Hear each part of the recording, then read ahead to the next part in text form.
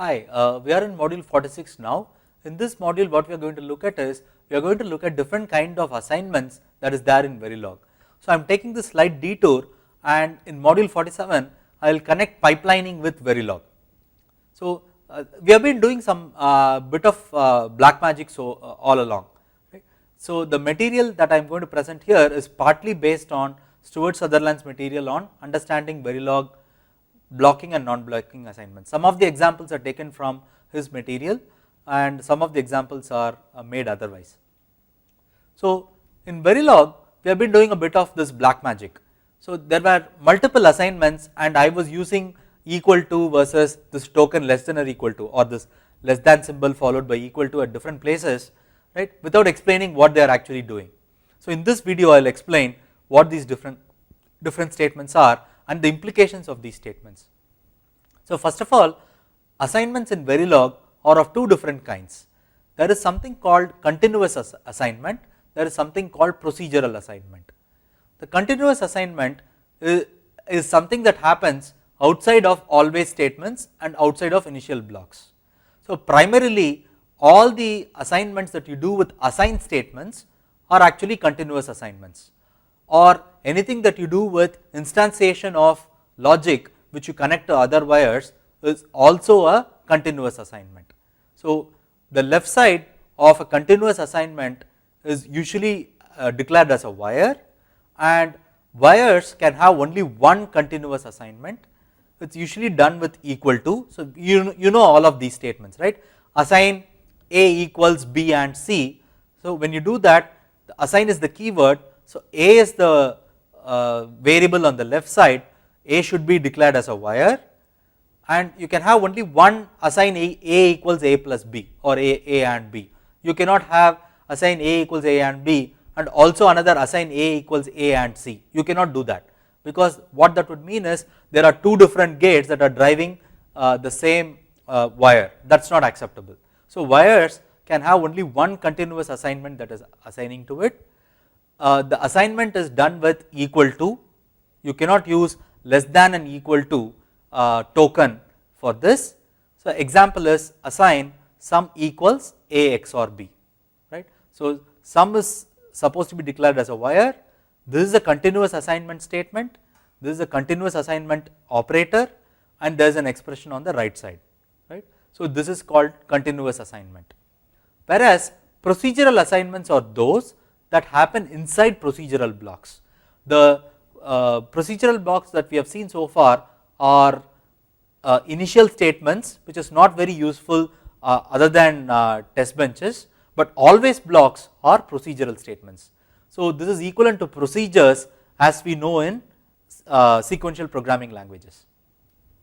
So let me take a small detour and look at procedural assignment statements. So we are talking about procedural assignment statements. There are two kinds of procedural assignment statements. The first kind is called blocking, the second kind is called non-blocking. So the first kind, blocking, is essentially done with equality symbol. So you can see that here in the examples. Let me come to that in a little while. So the first thing is, a blocking assignment is an assignment that happens within a procedural block. So always is a procedural block. An assignment that you do with equal to inside an always block is called a blocking assignment. So a blocking assignment happens in this form. The assignment must complete before the next line is executed. So let us look at this procedural block. If I look at this statement, there is something on the left side we are saying is equal to something on the right side, right.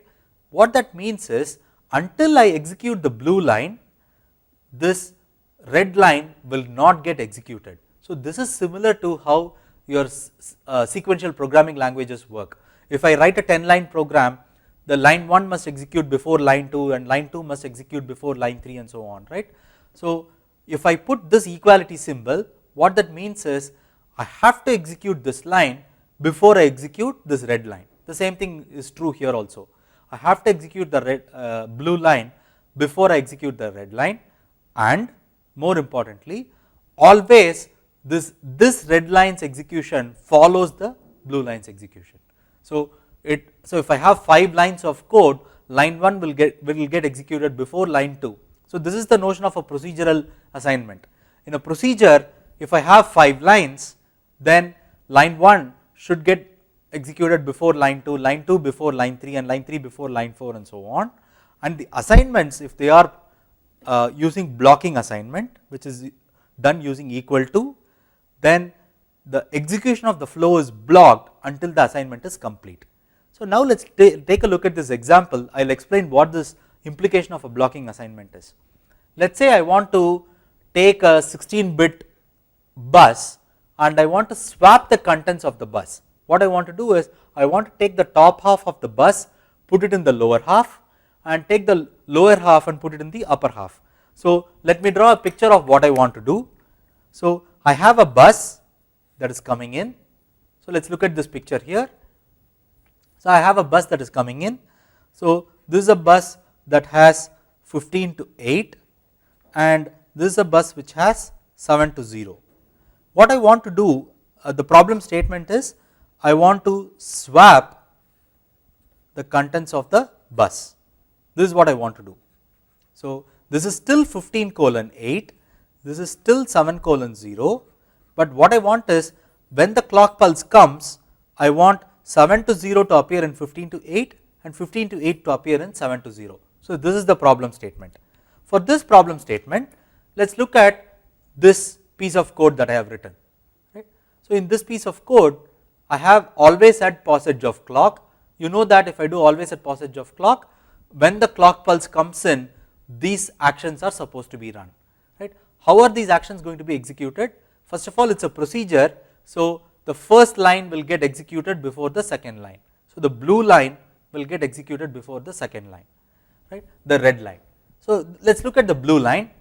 In the blue line, according to, so the assignment that you have is a blocking assignment. What that means is you take word 7:0, you assign it to 15:8. Until that assignment is over, you cannot go to the red line, which means word of 7:0 is copied on to 15:8, right. So I wanted things to be swapped. So word of 7:0 got copied on to 15:8. Now when I refer to word 7:0, it has already taken a new value. Because of that, this word of 7:0 is taking the new value of word of 15:8. So whenever you see a equal to, right, of this kind, you think of this side as the old one and this side as the new one. So this is old value of 7:0, this is equality symbol, and this is value of word 15:8. So the old value of 7:0 becomes the new value of 15:8. But because it is a blocking assignment, the new value of 15:8 will appear here, because unless this statement's assignment is over, the red line cannot execute, which means this 15:8 will appear here as 15:8, the new value appears here and that gets copied to 7:0. So let us see the implication of it. So what I want is, let us look at this picture again. We have this is what we wanted. As a sequence, what we did was word of 15:8 we said is equal to word of 7:0, and we said word of 7:0 is equal to word of 15:8. Let us see the implication of this. So this one is a blocking assignment. So what it does is, so you want, this is the output 15:8 and this is the output 7:0, and these are the two inputs. This is 15:8 and 17:0, and we are designing a black box. We are designing a circuit for this, right. So what this does is 7:0 gets copied to 15:8, right. So 7:0 is ready to copy to 15:8. So that is what this assignment does. But because it is blocking, this value 15:8 is immediately available for the next statement. And what is this going to be? So this is going to take whatever value of 15:8 is, and what is the value of 15:8 now? It is this value, right. It takes this value and gives it to 7:0. So what this has essentially done is, it is not swapping 15 colon 8 and 7 colon 0.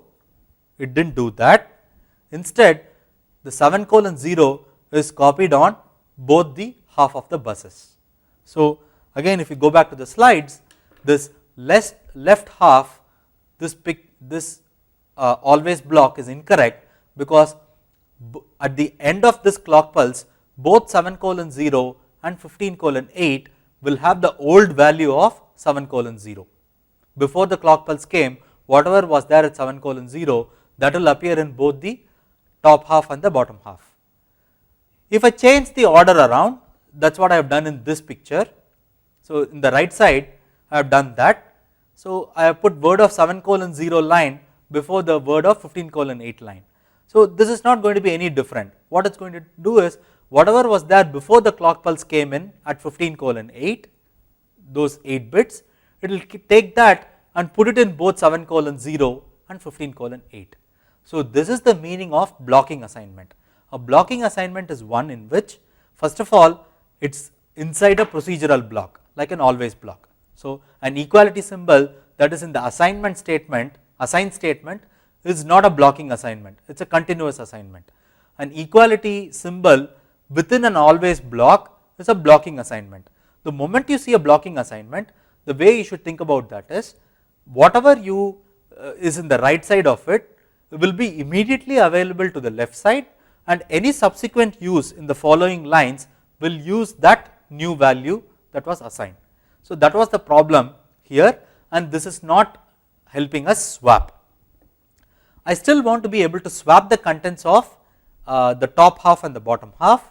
For that, I can do something called non-blocking assignment. The first thing I want to show is what is in the bottom. Let us look at the always blocks that is written up. So, instead of equality equal symbol token, we have put less than equal to. So, that is less than followed by equal to. We have put 2 tokens, less than equal to, in both these places, and my claim is that this always block as well as this always block will actually swap the contents of the top half and the bottom half of the buses, right. So, let us see how this is done.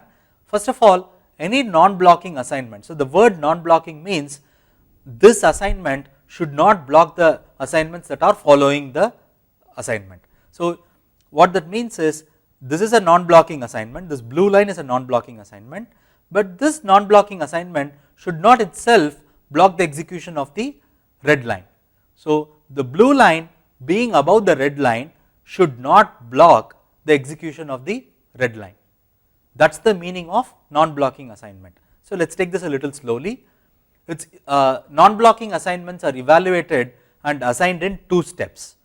In blocking, as soon as the evaluation is over, you assign it to the left side, whereas in non-blocking the evaluation happens independently and the assignment happens independently.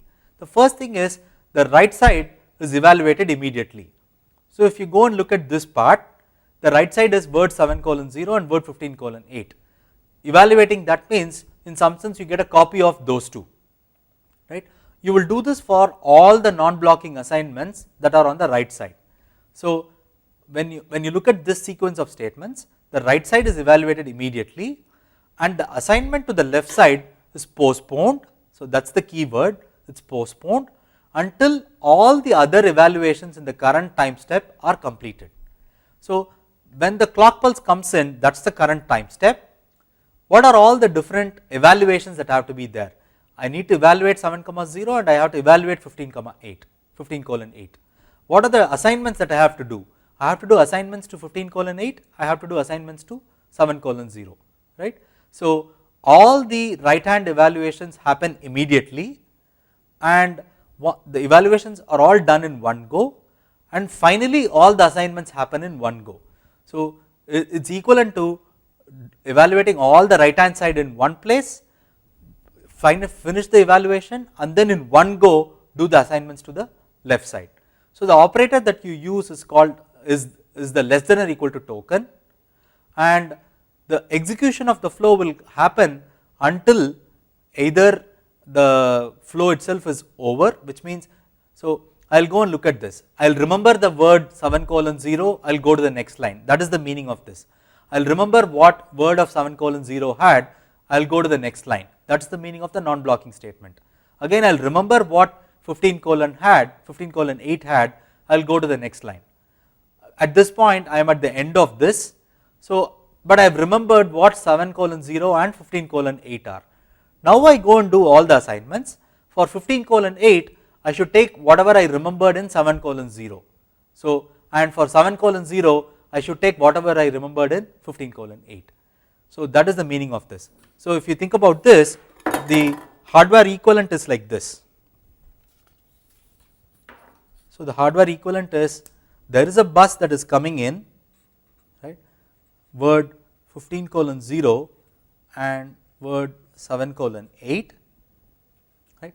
Because this is inside the passage of clock, there is a register for both of them, 7:0 as well as 15:8, right. So what this does is, at every passage of clock, so this is my actual projected output, 15 colon, oh I am sorry, this is supposed to be 15:8 and 7:0, I am sorry about that, this 15:8 and this is the projected output 7:0. What this non-blocking assignment does is, it takes 15:8, gives it as input to 7:0 and it takes 7:0 and gives it as input to 15:8. So this is equivalent to swapping the contents of 15:8 and 7:0, and this every clock pulse, this will keep swapping the contents from lower half to the upper half and upper half to the lower half. Let us go back to the picture again. What we have is, we have the values that are there in 7:0 and 15:8, we remembered those values and then we assign them to the left side.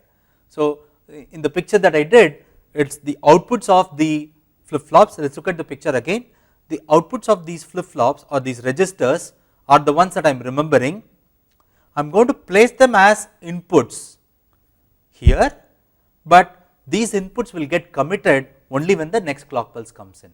So what you see in this slide is, this one I evaluate all of them on all the things that are there on the right side, and in one go I assign all of these things on the left side, right. So because of that, there is something that is interesting that is happening. So let us look at this always block and this always block.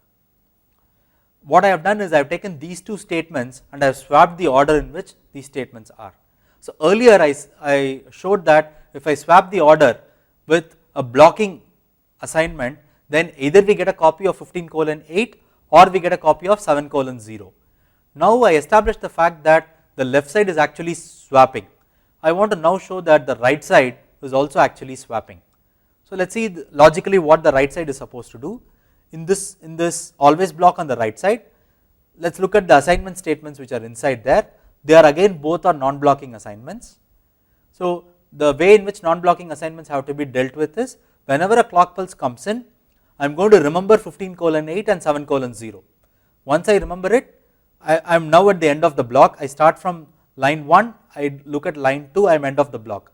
I have evaluated everything on the right side. I go and do all the assignments that are required for the left side. So the requirement required for the left side is, 7:0 needs the previous value of 15:8 and 15:8 needs the previous value of 7:0, because that is the meaning of this blocking, this non-blocking assignment.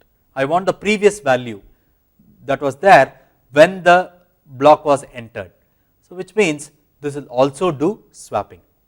So if this does not if you are not able to understand this immediately, so go to the beginning of this slide and look at the argument that I made for why this one is swapping. The same argument actually applies for this one.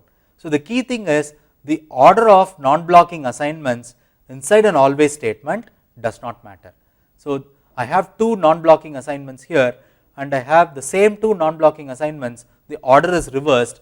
The logic that is implied from here and the logic that is implied from here are actually the same, whereas if I put it as blocking assignments, the values where the logic is different. So let us see how a simulation queue works. So every Verilog simulation time step is divided into technically actually 4 major queues, but more importantly 3 major queues, the 3 major queues. The first queue, and this can happen in any order. So you have various blocks, right, various always statements, various assign statements, various instantiations and whatnot, right. All of them can execute it in any arbitrary order. This is what is giving you the modeling of concurrency in a digital circuit. So in a digital circuit, all the gates are simultaneously looking at what their inputs are and their outputs will fire, right. So Verilog is essentially modeling that. So in time step 1, in some order of all the blocks, these things are done.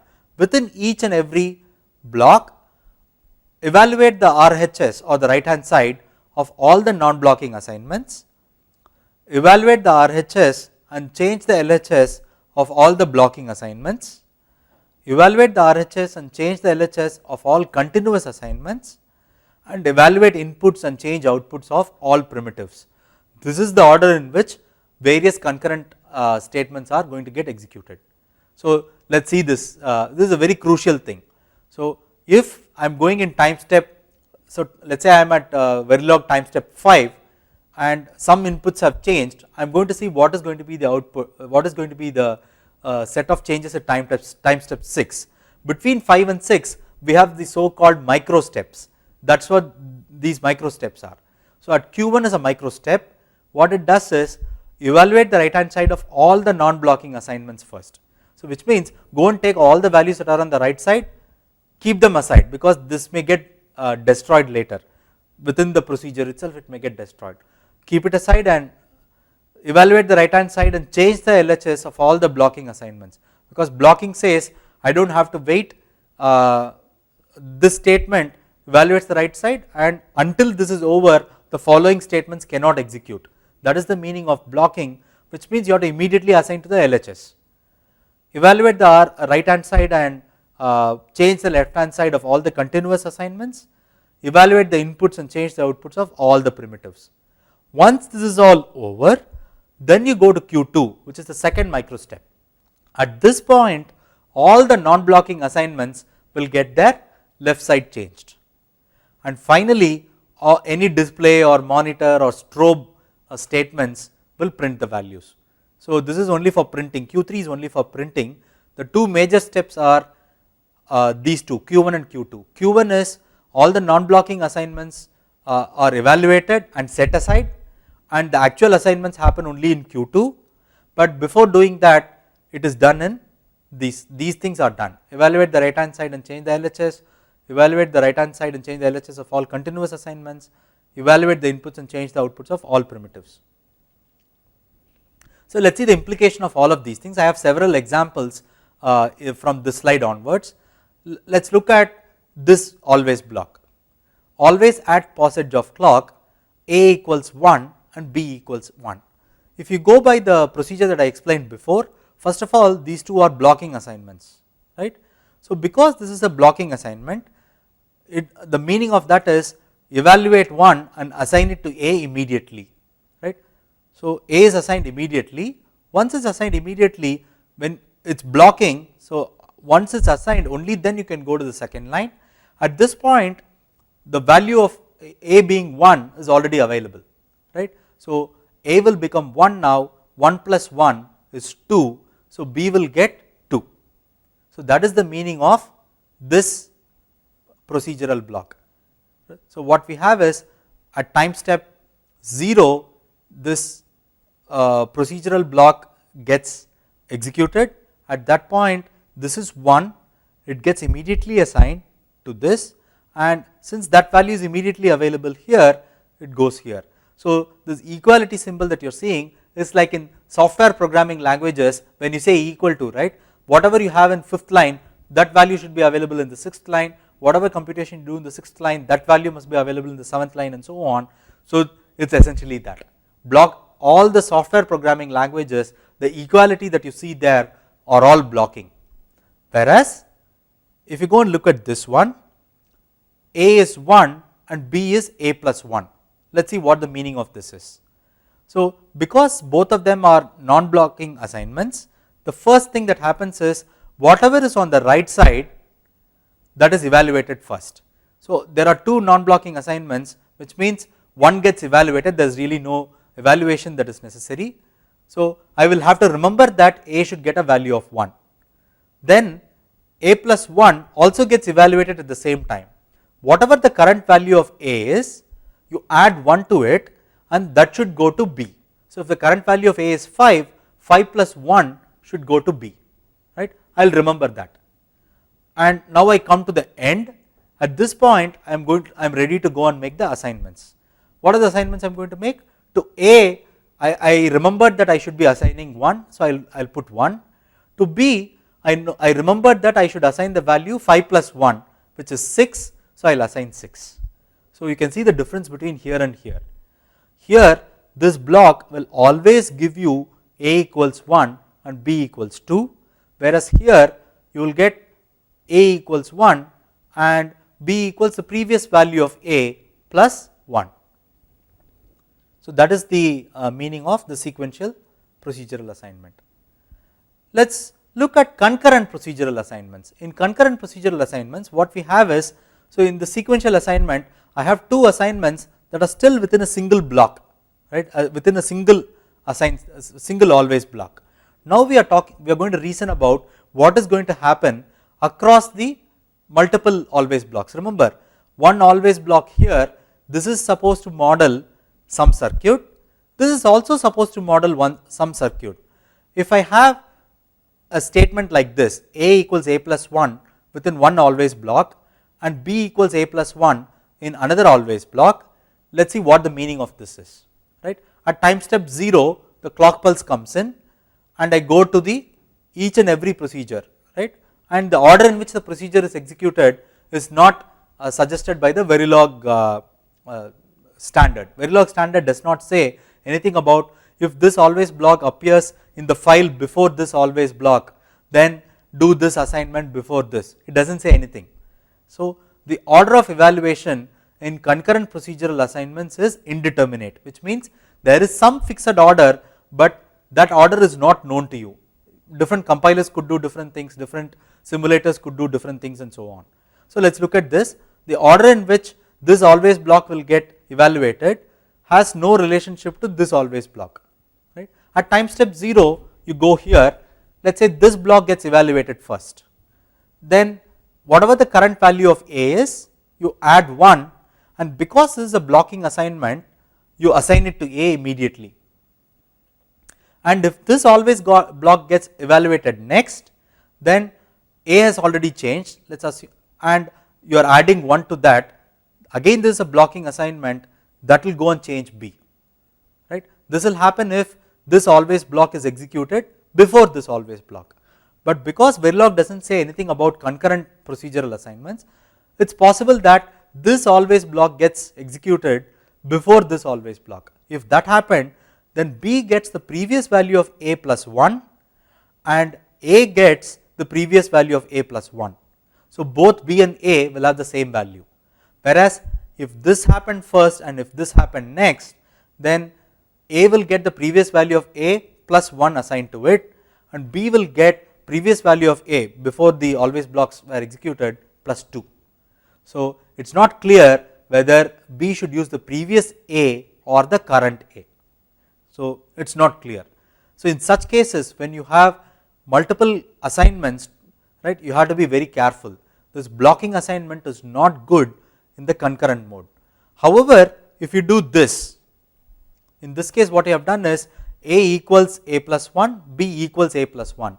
The model for non-blocking statements is across all the always blocks, look at what is on the right side of non-blocking statements, evaluate them first. So across all of them, if I evaluate A plus 1, it takes whatever is the previous value, add 1 to it. This one is also saying take the previous value, add 1 to it. So this A plus 1 and this A plus 1 are both consulting the same value of A, right. Add 1 to it and keep it aside. We have that, we have the old value of A plus 1 which is kept aside. Now both the always blocks are coming to the end of their respective blocks. At that point you can make the assignments to the left side. So this is our Q Q2. If you look at this picture, right, this is our Q2. Change the left hand side of all non-blocking assignments. At this point, the left hand side here is A is supposed to get 2, A is supposed to get previous value of A plus 1, B will also get previous value of A plus 1. So, A and B are both getting the same value, both of them get the old value A plus 1. So, this is the meaning of what this is doing. So, this is indeterminate. At the end of this, we do not know whether B got previous A or current A and added 1 to it. So, if it is previous A, then we would have added only 1 to it. If it is the current A, it is actually the previous A plus 2. So, we do not know whether B is previous A plus 2 or previous A plus 1, whereas in this one both A and B have previous A plus 1. So, let us look at some of the implications. I am going to ask this question. So, I have the first bullet is supposed to be modeling a combinational buffer. A combinational buffer is one in which the output is supposed to follow the input immediately, and the second bullet is about flip flop. So, what is the correct way to model things? So, the first one is combinational. Let us say there are two ways to do this, right. So, always at in out equals in, always at in out, this is non-blocking equal to in. So, of course, you can always argue that I could have used an assign statement out equal to in, but if we, so this is just to get just an illustrative example, because this may arise in several other places. If you want to model combinational circuits, how do you want to do it, right? So, the way to model combinational circuits is, if I put out equals in, then because of the nature of the assign statement, this in immediately gets assigned to out, which means any change in gets propagated to output, and if out is connected to something else, that will go and immediately trigger the other ones also. Whereas, if I did this one, if I did out less than equal to or the non-blocking equal to followed by in, this would mean I will evaluate in, but I will keep it aside. I will wait for all the other evaluations of the right hand side to get over, and then I will do the left hand side assignments. So, for modeling combinational logic, this is the correct way to do it. Now, let us look at flip flops. So, in flip flops, always at passage of clock Q equals to D, as opposed to Q non-blocking equal to D. So, again, if I use the same argument, the change in D should not appear in Q immediately, right. The change in D is supposed to change as Q in the next clock cycle, right. If that is the case, then changing Q immediately is not correct. Therefore, this non-blocking assignment is the correct way to do it. So, anything that uses Q on the right side should be using the current value of Q, not the new value, whatever is there, right. So, let us say always at passage of clock Q equal to D, and I did something like B equals Q plus 5, right, Q plus 1, right. Let us say I had another statement which was B equals Q plus 1, then is it supposed to take the current D and change it immediately? No. So, whatever value of D comes, it gets assigned to Q. That value of Q is not supposed to trigger anything else yet, because this is a clock statement. Only when the clock assignment is all evaluated, finally you go and make the assignment. So, this Q equals Q non-blocking equals D essentially takes care of the fact that I am sampling D, I am sampling D, and however the assignment to Q, I will do it once all the always blocks are evaluated and when I am ready to assign to the left hand side of the non-blocking assignments. So, the correct way to do combinational logic is this one. If you are using always statements, the correct way to do combinational logic is this one, and the correct way to do sequential logic is this one. Let us see some of the implications of sequential procedural assignments. So, in this picture we have two different assignments. The statements seem to be the same, except that both the assignments are blocking here and both the assignments are non-blocking here. Let us see what happens because of this. So, always at passage of clock, which means first of all this any assignment that happens inside passage of clock means there is a flip flop that is going to be inferred. We are talking about a flip flop. Y1 is not continuously getting in, Y2 is not continuously getting Y. This is not continuous assignment, this is a sequential procedural assignment. If that is the case, only when the clock pulses come in, Y1 and Y2 will change, which means we are modeling with flip flops. So again go back to the Verilog models that I talked about flip flops. I said at passage of clock any assignment that you do inside is supposed to be for flip flops. So let us look at this one now, y1 equals in. So what this means is take in whatever is there, sample it, but because of this equality sign what it says is whatever is in assign it to y1 immediately, and because this is blocking until this y1 copies in, the second line will not get executed, which means the current whatever value y1 got here is available on the right hand side here, and because of, and this is also a blocking assignment, which means this value that you put in goes to y1 and from there it goes to y2. In some sense y2 and y1 are both getting the same values in, right. So if you think about it, it looks like in is given to y1 and y1 is giving its value to y2, but if you go and look at the values that y1 and y2 are getting, both of them are getting the value in. So the circuit that you are going to get is essentially a set of parallel flops. So the way to think about this is each and every assignment gets a flip flop. So y1 is an assignment, y2 is an assignment, both of them get a flip flop, and what is the value that this flip flop y1 is getting? It's getting in. So in goes to y1, so this is y1, and what is the value that y2 is getting? Y2, if you trace through this, it's actually getting in itself. So if you think about that, y2 is also getting in, so it's as good as taking in and giving it to this flip flop y2. So this is y1, this is y2. If you notice this flip flop 1 and flip flop 2, right, this is producing y1, this is producing y2, they are actually ditto the same, they are exactly the same, right, because that is what the implication is. So the circuit correlates to whatever you wrote as a procedure, and whatever you wrote as a procedure correlates to the circuit. In fact, if you give it to tools, the tools may realize that these two flip flops are taking the same input and giving the same logical value.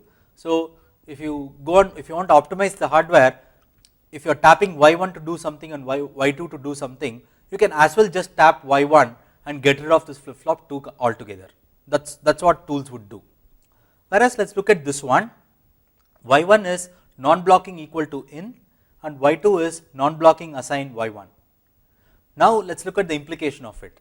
First of all, y1 and y2 are assignments, so they require 2 registers, 2 flip flops, y1 and y2 are 2 flip flops. What is the semantic or meaning of this non-blocking equals? So this statement says sample the current value of in, give it to y1 at the end of the clock cycle. Similarly, this one says take the current value of y1 and assign it to y2 in the future, right. So this is sample it currently, give it in the future. This is also sample it currently and give it in the future.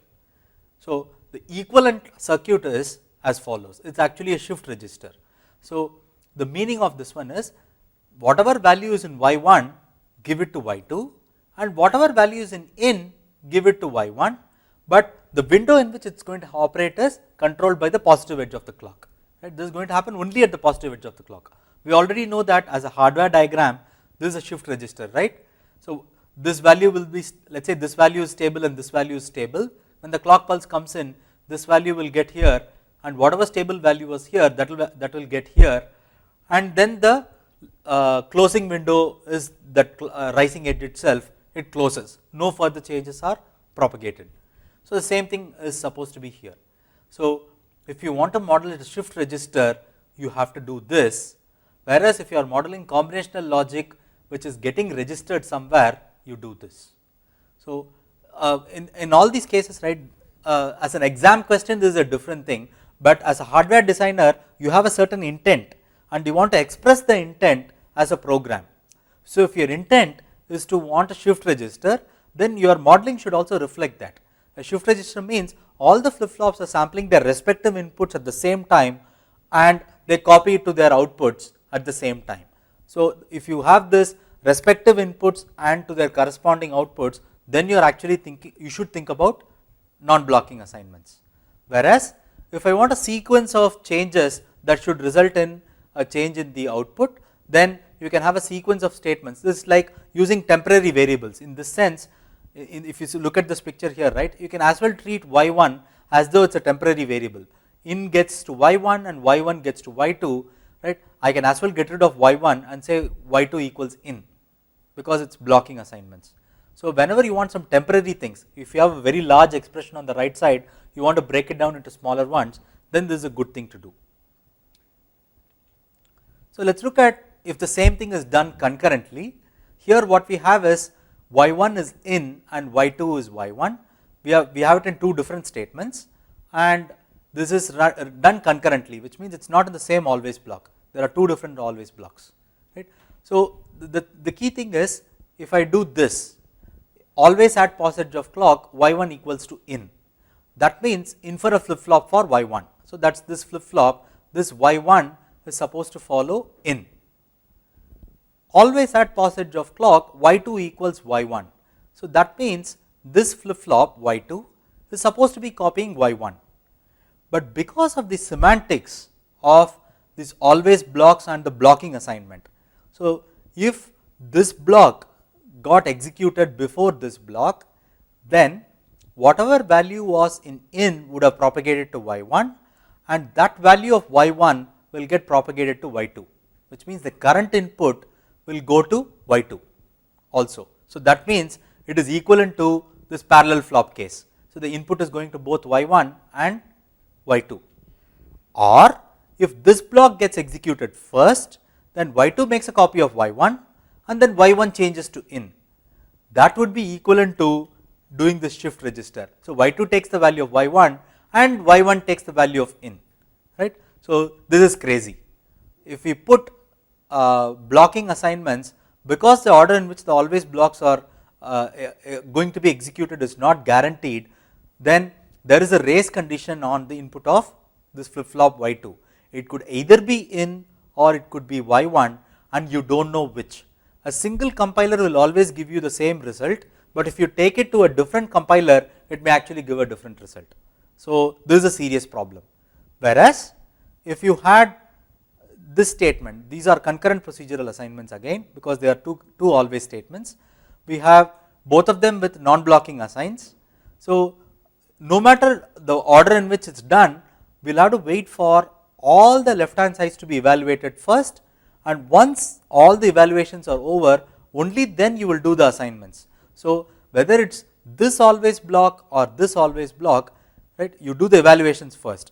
So which means take the current value of in, keep it aside, take the current value of y1, keep it aside. Whether this executes first or this executes first, both of them have to execute, and once they are done, once they come to the end, only then you go to the left side. In the left side it says whatever value of in you remembered, put it in y1, whatever value of in y1 you remembered, put it in y2. So that is equivalent to the shift register. So the shift register could either be modeled like this or modeled like this, whereas if you do this, this is actually still a correct circuit, there is no problem, only that both y1 and y2 will get the same value, right. However, this circuit is incorrect in two ways. One, there is a race condition, and two, the intent of the programmer is not going to be captured, right. So if the intent of the programmer is make two flip flops y1 and y2, which are both supposed to follow input, that's not captured. If the intent of the designer is, oh, I actually need a shift register, even that is not captured. So this may actually depend on the tools that you are using for simulation. So this is a terrible thing.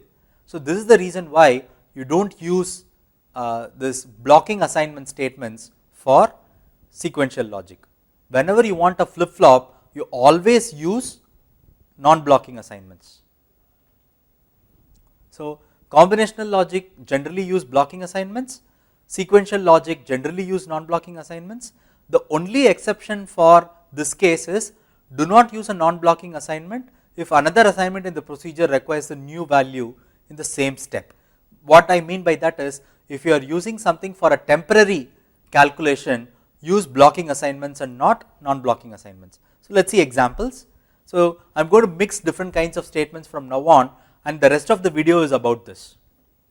So let us say this, I have assign A equals 3, right, it is all in always statement, blocking assign A3, blocking assign A4, blocking assign A5, blocking assign B equals A, and I say now wait for 5 time units. That is what the meaning of hash 5 is. Let us see what the meaning of this part is first.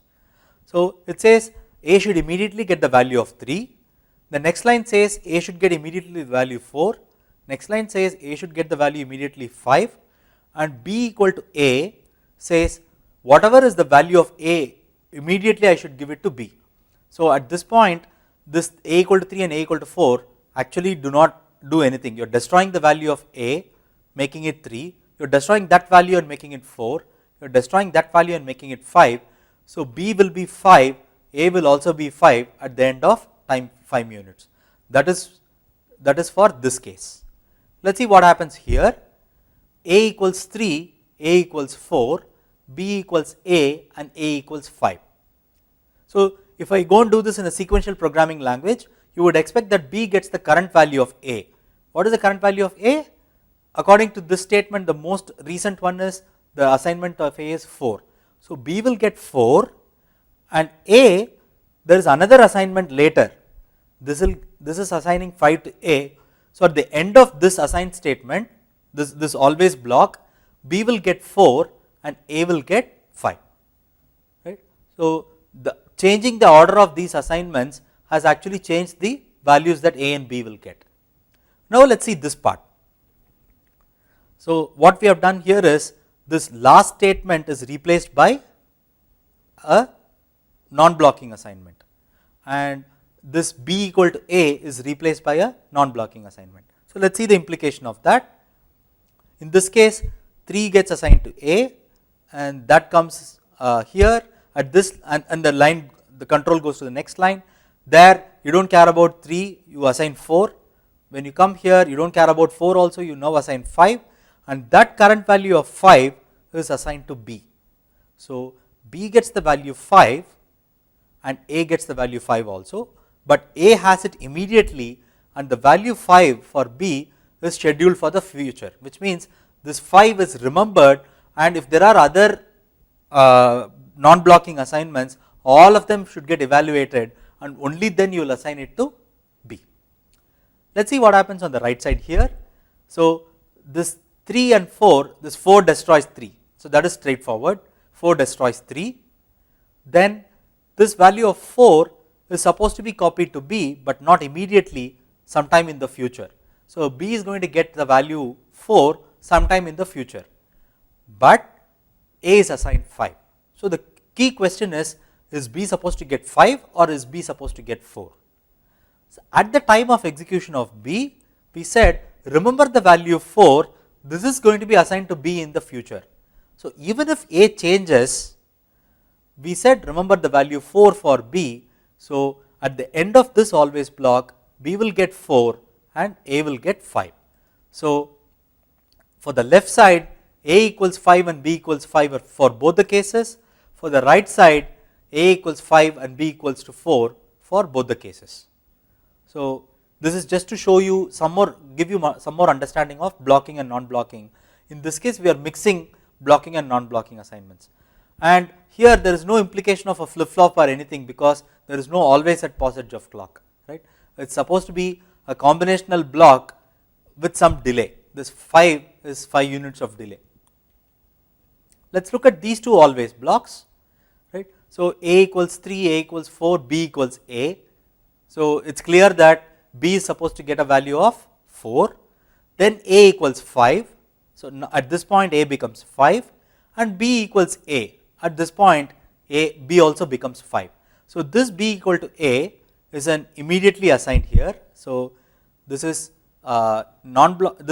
blocking, so B gets 5 here immediately, A also gets 5 here immediately. At this point when you come here, B equals to 5, B equals to A equals to 5. In fact, this whole thing is as good as these 3 statements did not exist, because this is the last assignment to A and we are taking the last assignment of A and assigning it to B immediately, which means all these 3 statements, even if they were not there, the meaning is the same. Let us look at the piece of logic below this. So, A equals 3, A equals 4, B equals A. So, at this point B is supposed to remember the value 4. We are still within the same procedure. A gets 5, right. So, this 5 is not supposed to reflect in B, and here this A equal to 5 is again blocked here. So, this is a blocking assignment, A equals to 5.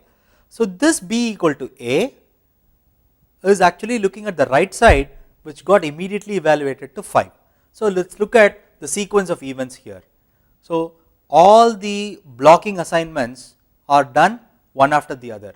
So, this blocking assignment is 3, this blocking assignment is 4, you hit a non-blocking assignment.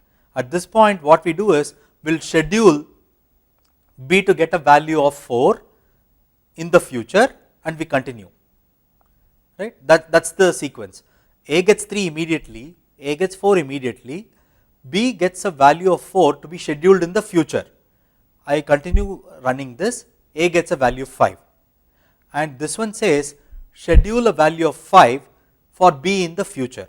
So, in some sense this one says assign 4 in the future and this one says assign 5 in the future, which means of the two events, whether 4 is in the future or 5 is in the future, the program order says 5 in the future is what I want, because 4 in the future is coming before 5 in the future. At the end of this statement B will also get the value 5. So, this one and this one will actually get the same values. So, this is not good for modeling hardware, but again I am showing this so that you understand the notion of blocking and non-blocking and the problems with mixing.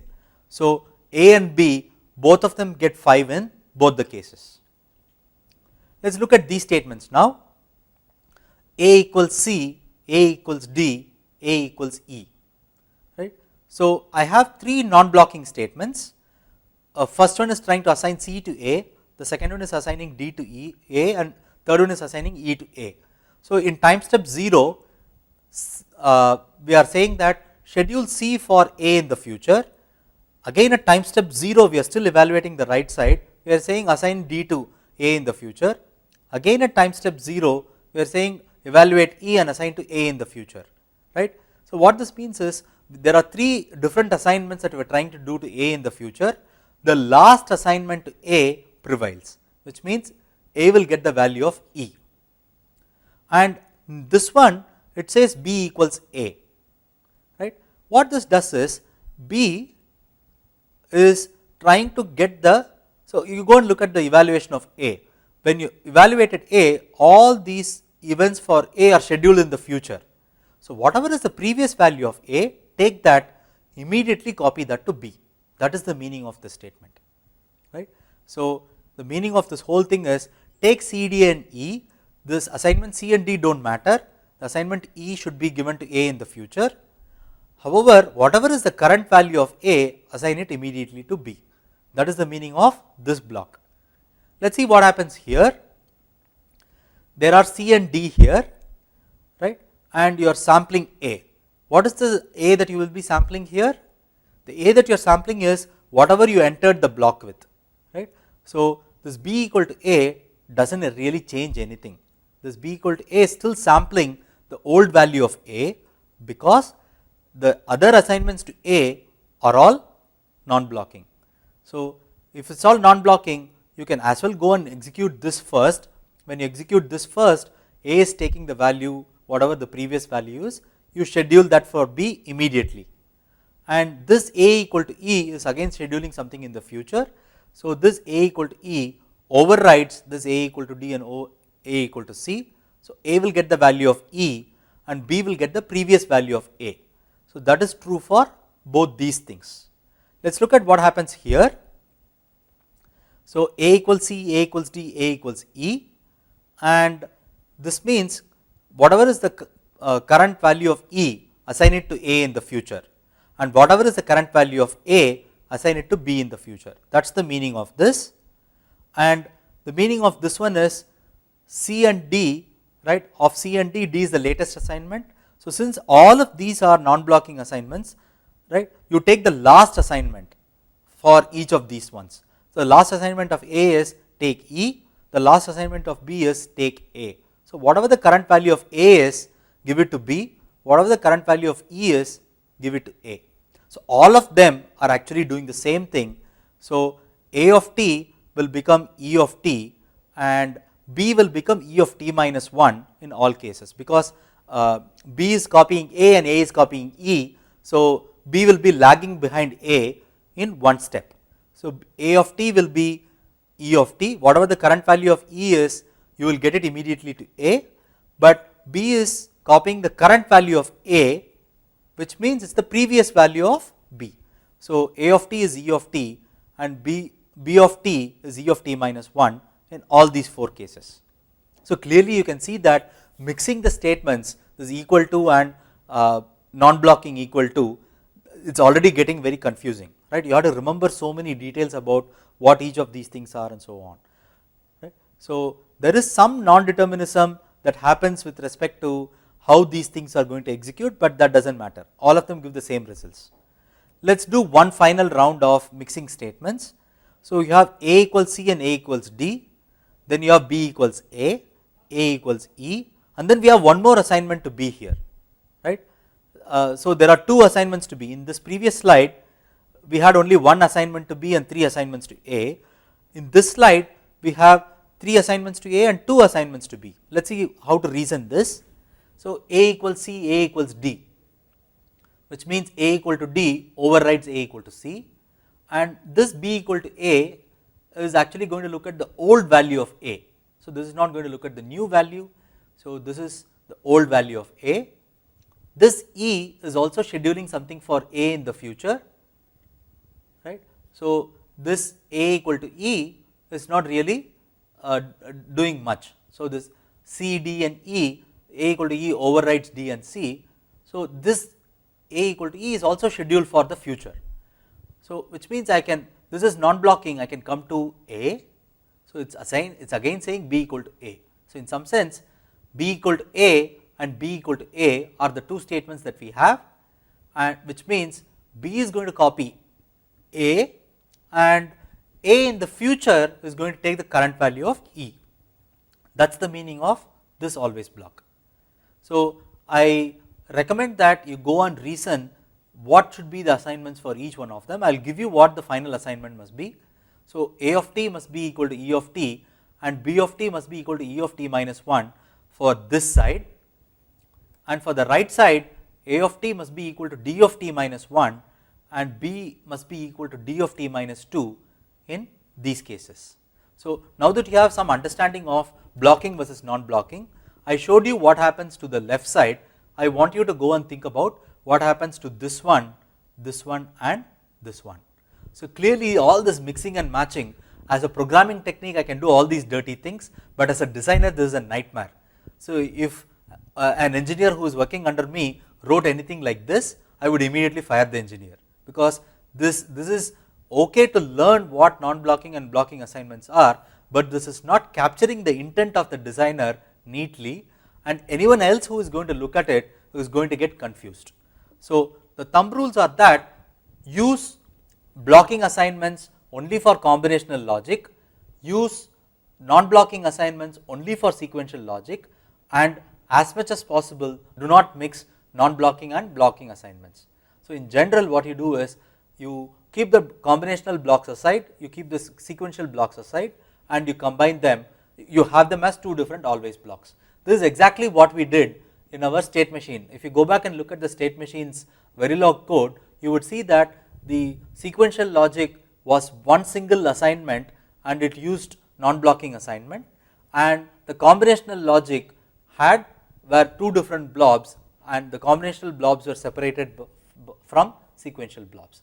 They were different and these were different, right. So, this brings me to the end of module 46. In the next module what we will do is we will learn the notion of pipelining. So, in pipelining, so we will, all the concepts that we learnt about the blocking and non-blocking assignments, we will take that and see what is the implication of pipelines. So, this brings me to the end of module 46 and I will see you at module 47. Thank you and see you soon.